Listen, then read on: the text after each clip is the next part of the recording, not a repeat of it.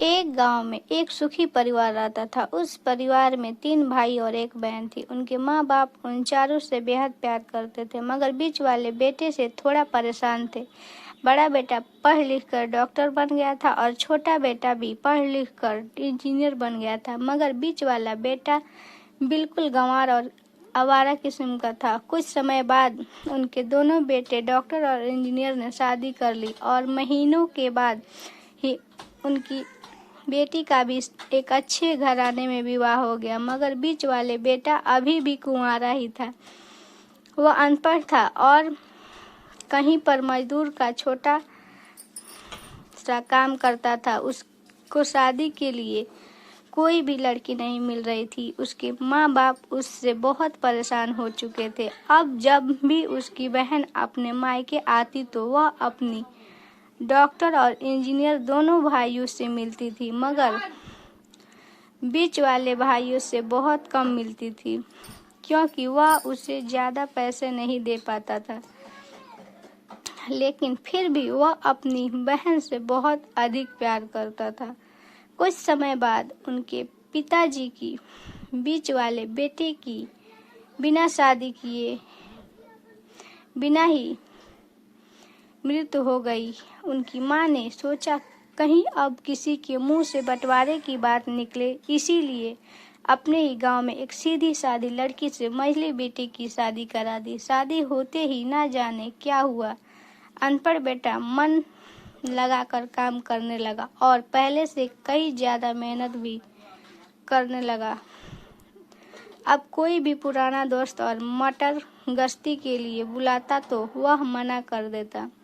एक दिन उसके डॉक्टर और इंजीनियर भाई ने सोचा कि यह तो गंवार और अनपढ़ है, हम इससे कई ज़्यादा पैसा कमा लेते हैं, इसीलिए अब हमें बंटवारा कर लेना चाहिए। माँ के लाख मना करने के बाद भी दोनों बेटों ने बंटवारा की तारीख तय कर दी और उन्होंने अपनी बहन को बुला लिया। तभी उनका गंवार भाई कहता है कि तुम लोग बंटवारा कर लो, मुझे जो बचे वो दे देना या ना देना, मैं शाम को आकर अंगूठा लगा दूंगा। तभी उसकी बहन कहती है, अरे बेवकूफ़, तू तो हमेशा बेवकूफ़ ही रहेगा, जमीन का हिस्सा तो आमने सामने बैठकर होता है। और उसकी माँ भी उससे काम पर जाने से रोकती है। उसी वक्त वकील भी वहाँ आ जाता है और कहता है कि आपका सारा हिस्सा मिलाकर 10 बीघा जमीन और 1 मकान है। अब यह बताओ किसको कितना हिस्सा देना है, मैं उसी हिसाब से कागज बनवा दूंगी। वह गंवार भाई कहता है, वकील साहब 5.5 बीघा जमीन हमारे दोनों भाइयों के नाम लिख दो और यह हमारा घर मेरी प्यारी बहन के नाम कर दो। तब दोनों भाई पूछते हैं कि तू अपने हिस्से में क्या लेगा। गंवार भाई कहता है कि मेरे हिस्से में मेरी प्यारी माँ है। वह अपनी पत्नी की तरफ मुस्कुराते हुए कहता है, क्यों, क्या मैंने गलत कहा। उस गंवार और अनपढ़ की पत्नी अपनी सास से लिपट कर कहती है, माँ से बड़ी वसीयत क्या होगी मेरे लिए। उसी वक्त उसका गंवार पति भी अपनी माँ से लिपट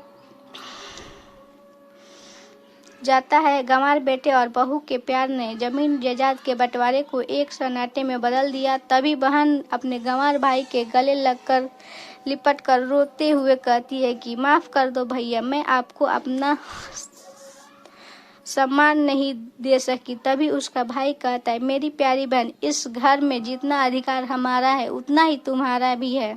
और रही बात बंटवारे की, तो बंटवारा नहीं करने से जीवन खत्म तो नहीं हो जाएगा। क्यों करते हैं हम बंटवारा? क्या हम एक साथ मिलकर नहीं रह सकते, जैसे हम बचपन में मिलकर खेलते रहते थे? एक साथ मिलकर रहने को ही तो कहते हैं एक अच्छा परिवार, और उसका परिवार को संभालती एक माँ। तभी उसके दोनों भाई भी बहुत शर्मिंदा होते हैं। वह बंटवारे को सभी कागज फाड़ कर फेंक देते हैं और उस दिन के बाद उसके पूरे परिवार खुशी खुशी एक साथ रहने लगा।